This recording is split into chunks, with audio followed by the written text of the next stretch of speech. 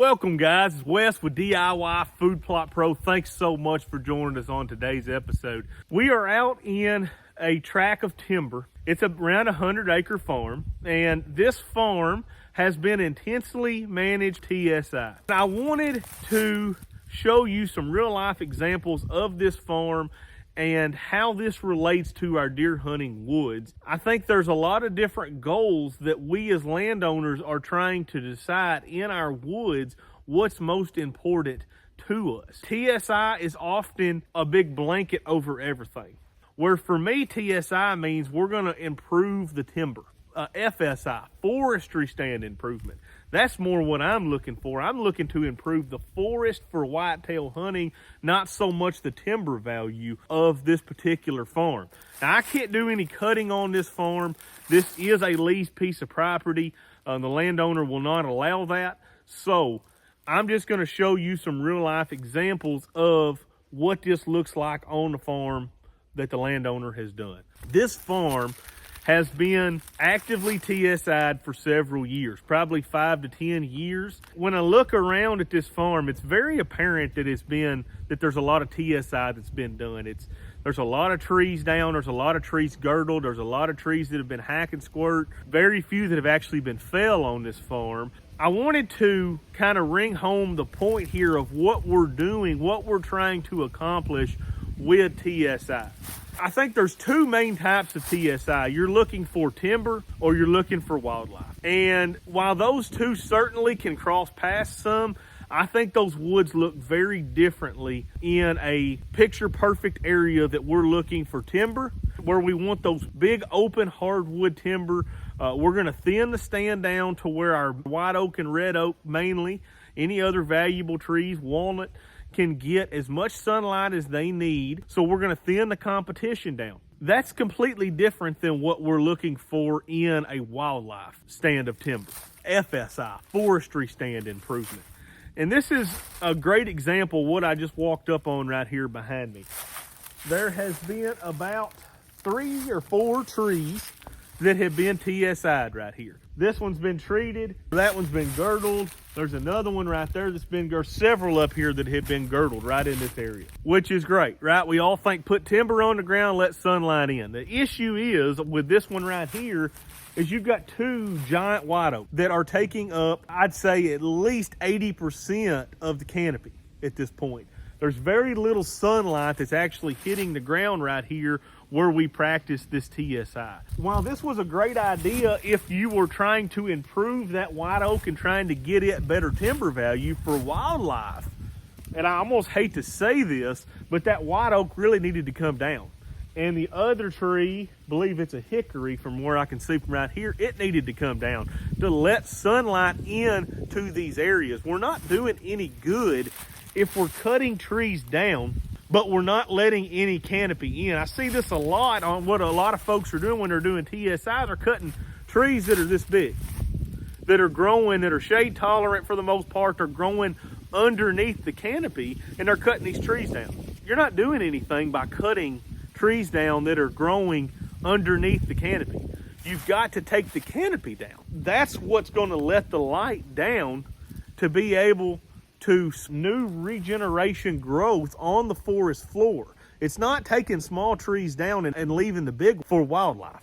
For wildlife, we want to take some of these bigger ones down to open that canopy up where sunlight can hit the forest floor. There's very little sunlight hitting the forest floor, and these trees have been dead for a pretty good while.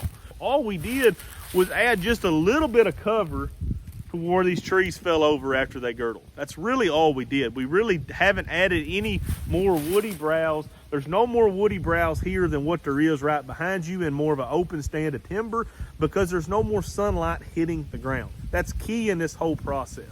So you can see there's a tree here that's been girdled. There's another one right there that's been girdled. There's another one, you can see the blue paint, that's been girdled. That one's been girdled. There's several trees down through there that have been girdled. But look,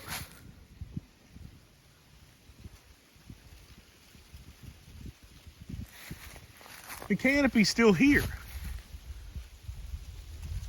But you really haven't done anything to really let any light in. You get a little bit of light from this direction right here.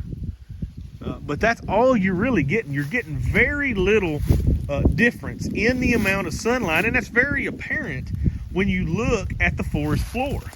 There's no more woody browse right in here where all these trees are died, and you can see that tree there is clearly dead.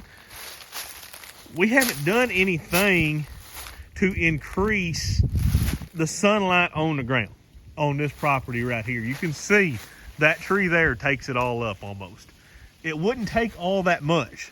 This white oak right here to fell, and maybe those two hickories. I believe them were hickories, and I'm a long ways off from them. But those two hickories right there, and boy, you're talking about letting an awful lot of sunlight in here at that point. Now, it's important to mention now, anywhere I'm finding some cover on the ground up here, I'm finding deer beds. There was a couple back in there. Now, that's clearly a bed right here. And I'm assuming we're relating to a little bit of this cover that's around where a few of these trees and stuff have been girdled. This spot really sets up very good for a big TSI right here. And the reason for that is I've got a food plot right at the end. You can see the white down in there. That's all food plot down in there. Every bit of that is. So we're 250, 300 yards away from the food. And this is on the kind of a ridge top hill right here, okay? Kind of falls off down in there. You can see a holler that runs down in that way. Another holler falls off down in there. Perfect spot for bedding. Our access is on the other side. So this is perfect, perfect, perfect. This is where we want big bucks to bed at. The issue is we don't have enough sunlight hitting the ground right here to really significant amount of growth. So I think this is really important to note.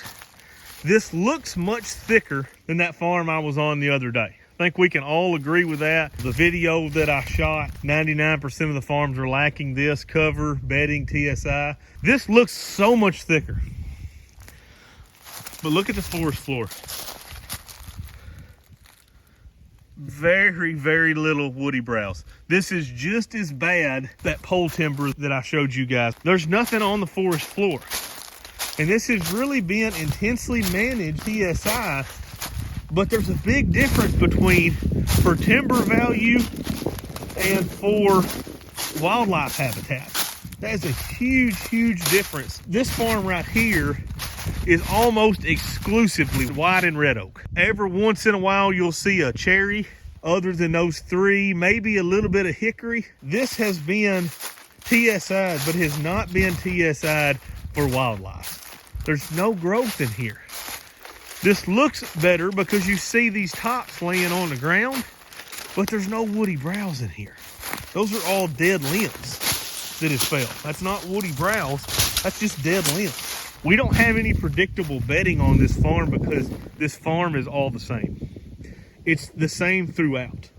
There's no spots that a whitetail's going to look at, that we're going to look at, and we're going to say, okay, there's where they're bedding at. This farm doesn't have those. Every single acre of this farm looks identical to this right here. Clearly got a scrape right here with an attached licking branch as they're heading down to my food plot. We get that food in there next year, and this is going to be game changer. They're going to be working down into the bottoms in the afternoons. This sets up absolute perfect for a PM hunt somewhere on that hillside over there with a good north wind. That's perfect. All right, stumbled upon another bed right here. This is likely a doe or a small buck. We're only maybe 75 yards from the food plot. I'm going to show you all the food plot, kind of how it lays out. There's a creek right there, so you really can't go any further in.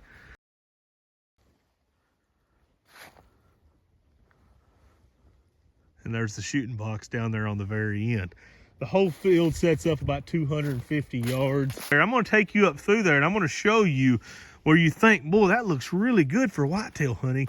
Guarantee you there's still very little canopy up there because most all of those are small trees. A lot of junk timber, a lot of trees down, a lot of junk timber that's been killed. It's like walking through a dang minefield. You know, that cherry right there has been girdled. You just got to be constantly on guard when you're walking through these kind of areas. There's another one that's been girdled. Did we open up the canopy any? Some, right there. Very little, but some. Very little. And it's because we still have 2 or 3 great big ones here. And I understand this is for timber production, but I'm saying for maximum whitetail production, this white oak needs to go down. So does this white oak. That tree there and that tree there. And boy, you talk about game changer in here. If we just took some of these bigger trees down, almost all these trees that we're taking down are small trees. So they're not the trees that are taking up the canopy. They're the trees that are basically in the understory. You got to take out a ton of these. I mean, look at all those. My, that's a bunch of them. And you still just have minimal light. You really don't have all that much sunlight right there. If habitat is really wanting to be improved on this farm, I think this is fairly easily done. This timber is big enough to be harvested. And I certainly would not want them to come in here and high grade this and take all my oaks out and leave all that's left in here. But there is a great future of young white oaks all over this place. That's just a good medium-sized white oak. It's got a good timber value. It's straight, 30-35 feet to the first one. It's not really ready for harvest yet. I wouldn't want to harvest that tree right there. But I can count 3 within this area right here.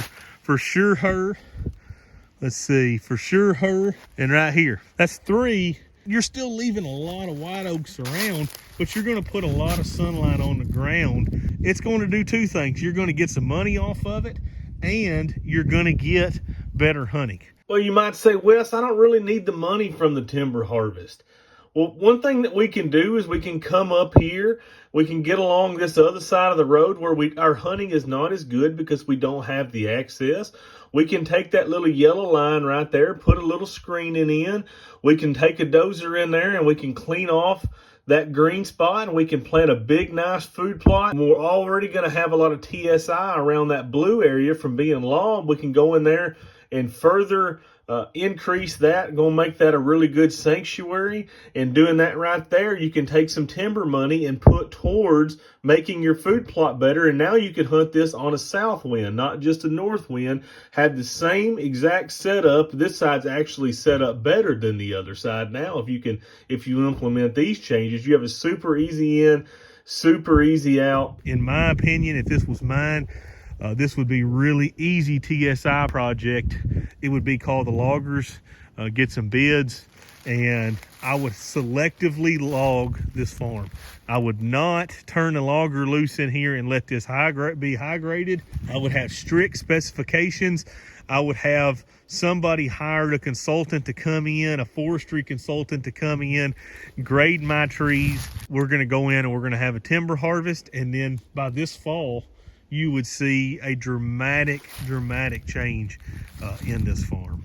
I want to be clear in the fact that I'm not criticizing the landowner.